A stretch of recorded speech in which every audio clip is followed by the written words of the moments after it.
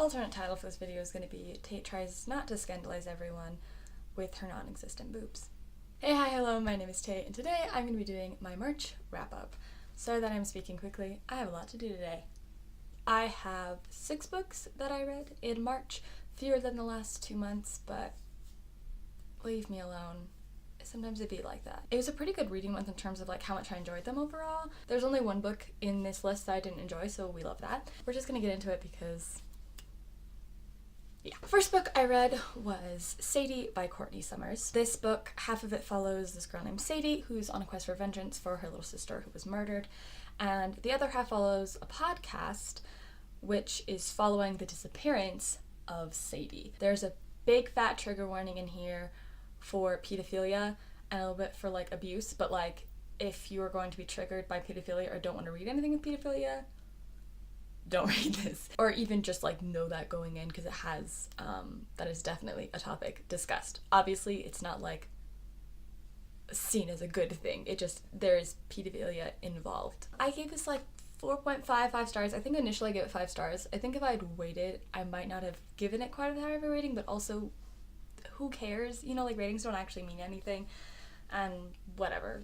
Give it to Courtney Summers. I would definitely recommend you listen to this on audiobook because that was a full cast and it's very well done. Like the podcast half has its own, it has all its like intro and intro music, and Sadie's music is really good. The mood was really well done, like you really felt the suspense. Sadie was such a well written character, like you could just feel all of her emotions so strongly, like how much she loved her sister, and how much anger she has, and how much like hurt. I don't know, she's just really a really like intense and complex character, and I really enjoyed her. But I recommend if you haven't picked this up to pick it up, and if you can get it on audiobook and you like audiobooks, I would definitely recommend that, but I'm sure it is just as good in the print form. The next book I read was Her Body and Other Parties by Carmen Maria Machado.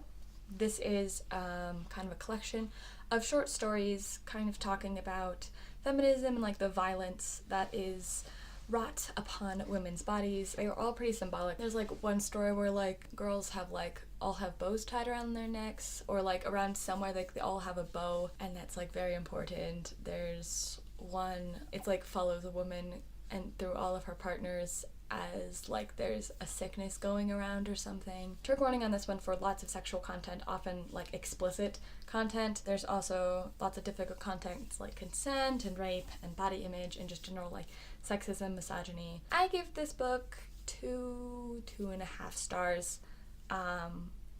It just wasn't for me. The writing was absolutely gorgeous and the messages I totally got behind, but I just didn't enjoy it. A lot of the stories either didn't make sense, they didn't connect with me the way they should have. Some of them just like flat out did not make sense at all. I'm looking at the CSI SVU one. I literally had to just skip the rest of that one because I couldn't figure it out. Yeah, and as someone who was sex repulsed, there was way too much sex for my liking. Almost every single story involved explicit sex, and I'm just not here for it. Like, if you're here for it, awesome, but not for me. Someone talked about this on Goodreads, and I really agree that, like, this is very much a book that talks about feminism in the way of, like, showing how much women suffer, which is true. Like, women do suffer, especially, you know, like, women of color, queer women, all of that stuff. But it's just, I'm just kind of tired of seeing feminism being so focused on women suffering. Like, I get it, we suffer. I want to see women like empowering each other and women being able to rise up, because just ending this book I just was like, fuck. You know, like you couldn't really end it feeling happy, and I never like ending books feeling like kind of hopeless. I enjoyed some of the stories, but a lot of them either just didn't make sense or they just didn't do anything for me. I'm so tired. The next book is City of Ghosts by Victoria Schwab. This book follows our main character Cassidy Blake, who drowned in a river but was saved by a ghost named Jacob, and now they are kind of linked together, and she can also hear ghosts and see ghosts and like kind of slip into the world of ghosts, kind of slip through the veil. And she goes to Edinburgh, Scotland with her parents, who are ironically ghost hunters, and just kind of learns more about her powers and has to try to avoid some danger because Edinburgh is the city of ghosts. Title reference. and there's some danger there for her. I gave this book 4 stars. It was like a really fun read. It was quick and I enjoyed it. It wasn't life-changing or anything. It was just kind of a fun story to read and I'm excited for more. The next book I read is Eliza and Her Monsters by Francesca Zappia.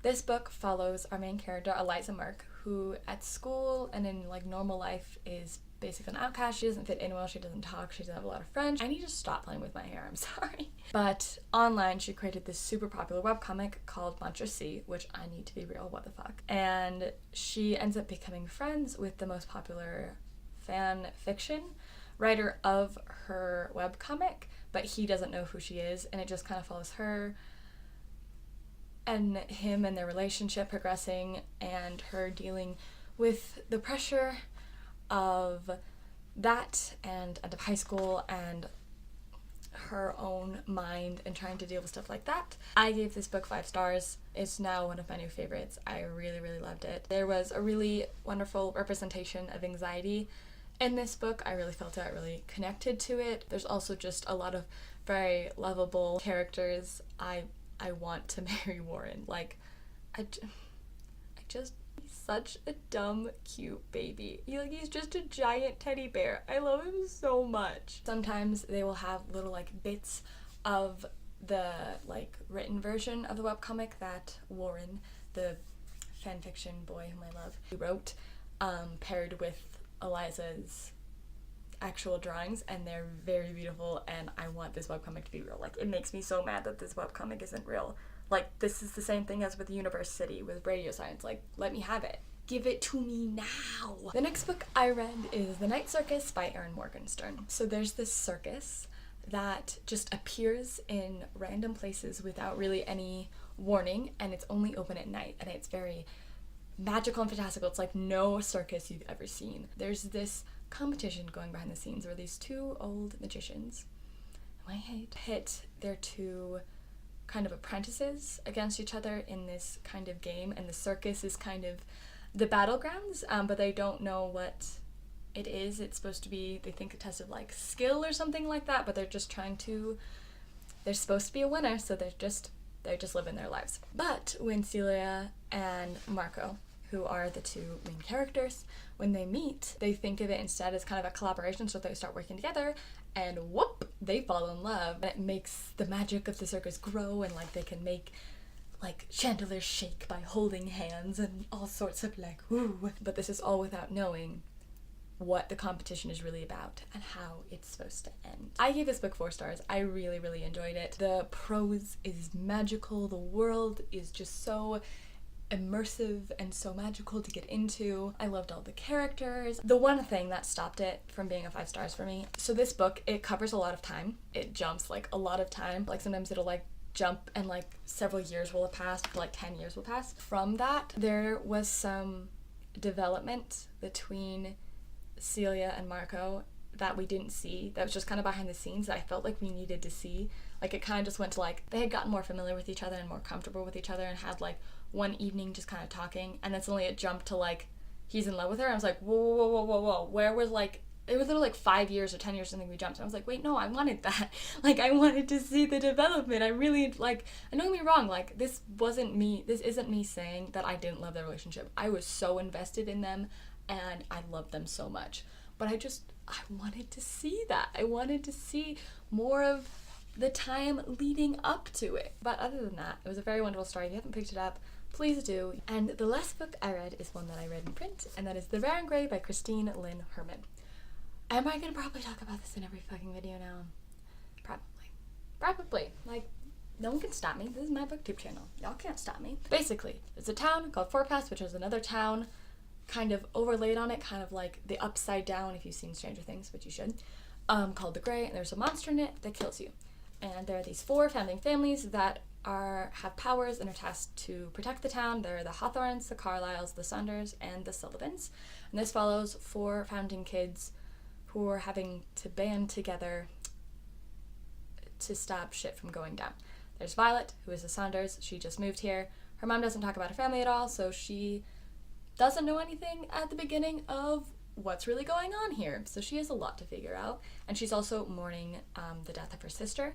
We have Justin, who is a Hawthorn, who failed his ritual to get powers, but no one knows about that except for his family. He's forced to keep a secret, and he has a lot of guilt around wanting to protect the town and some secrets he's forced to keep.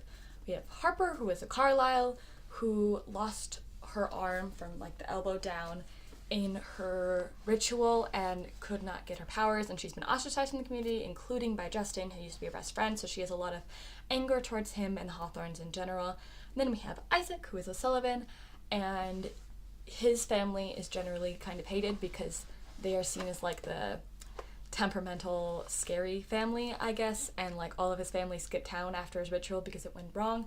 So he's just kind of alone in that. They all have to band together and push aside their differences to protect the town and not die, because bodies are piling up and that's bad. Okay, cool, we did it.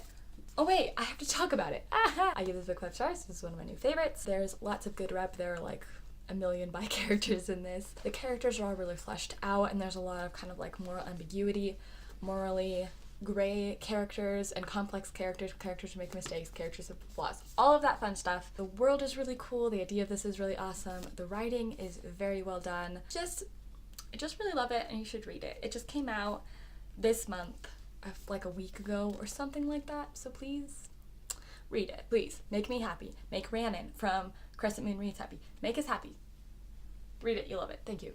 And also, I want to give a shout out to a book that I started reading and then didn't finish, and then it got returned to the library, so I need to go find it again. And that is Always and Forever, Laura Jean by Jenny Han. This is the 3rd book in the Tall Boys Love Love Before series. If you don't know what it is, you live under a rock. Basically, Laura Jean wrote a bunch of letters to boys that she had really bad crushes on. Then they got sent out and she has to deal with it and starts fake dating this boy named Peter, who is the love of my life.